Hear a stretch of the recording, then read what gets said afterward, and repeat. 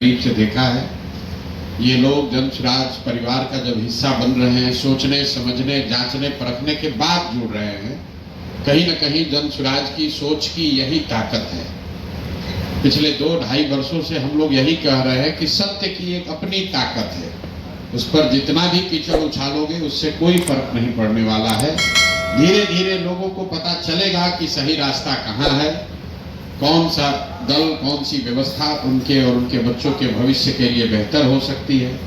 जहाँ तक रह गई बात चुनाव की, बिहार जीतने की, बिहार बदलने की, व्यक्तिगत तौर पर मैं रोज कहता हूँ, हमारे लिए जन स्वराज या ये प्रयास एमएलए बनना, मंत्री बनना, बिहार की सरकार में शामिल होना, ये हमारा जीवन का उद्देश्य नहीं है।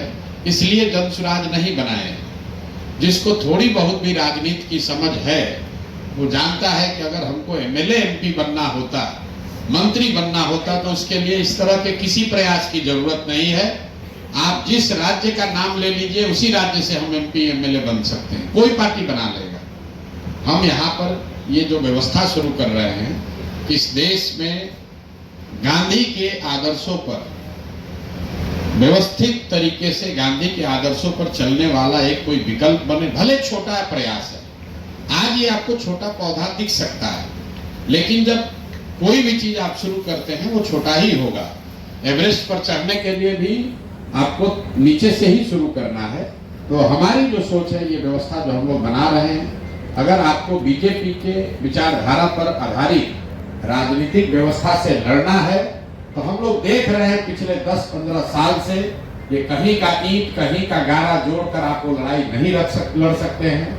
भाजपा विचारधारा आधारित एक राजनीतिक व्यवस्था है, तो अगर विचारधारा आधारित भाजपा से लड़ना है तो आपको लोहे को लोहा काटता है, विचारधारा आधारित ही राजनीतिक व्यवस्था बनानी पड़ेगी। और इस देश में जब आपको भाजपा के विचारधारा से लड़ना है, तो गांधी ही एक वो विचारधारा है जिससे कि उसका मुकाबला किया जा सकता है। तो जन स्वराज बिहार में चुनाव लड़के सत्ता में काबिज होने का अभियान नहीं है। ये आजादी से पहले जो महात्मा गांधी की कांग्रेस थी, उस तरह की व्यवस्था को पुनर्जीवित करने का अभियान है।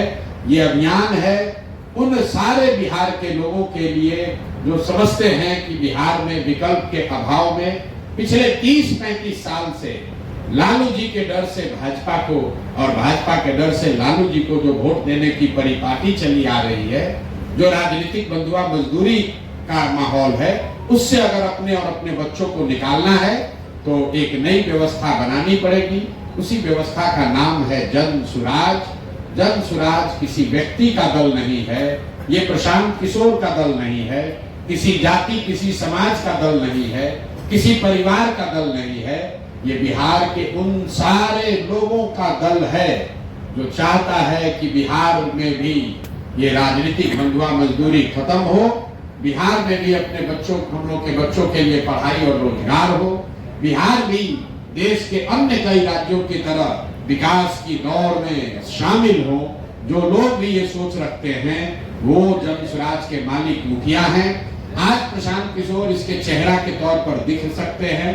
आज से 5 वर्ष के बाद, 10 वर्ष के बाद संभव है कि प्रशांत किशोर से भी काबिल कोई व्यक्ति जो इसी बिहार का हो, जो इस दल का नेतृत्व करेगा।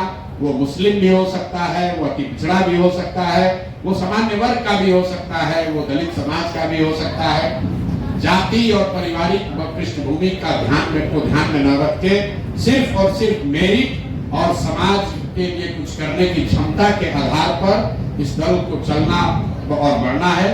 आप दोनों लोग का मैं तहे दिल से शुक्रिया अदा कर रहा हूँ और एक ही बात कह के खत्म करूंगा कि चाहे कुछ भी हो जाए, जब तक मैं इस व्यवस्था से जुड़ा हूँ, 2 बातें बिल्कुल आप लिख लीजिए कि मेरे आचार विचार व्यवहार से ऐसा कुछ भी नहीं होगा जिससे कभी जीवन में आपको इस दल से जुड़े होने से शर्मिंदगी उठानी पड़े।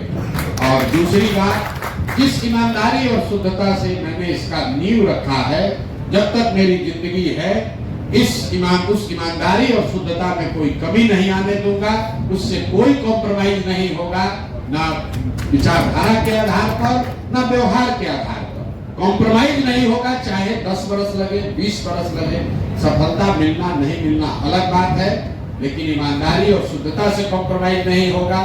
और जो बात हम लोग कह रहे हैं उस पर पूरी तरीके से कायम रहेंगे, कोशिश करेंगे कि अपने आचार विचार से ऐसा व्यवस्था रखें ताकि आपको हमेशा ये लगे, कोई समाज में हमेशा लोग यही कहे कि नहीं भाई आप अच्छे लोगों के साथ हैं, अच्छी व्यवस्था के साथ हैं, अच्छी सोच के साथ हैं।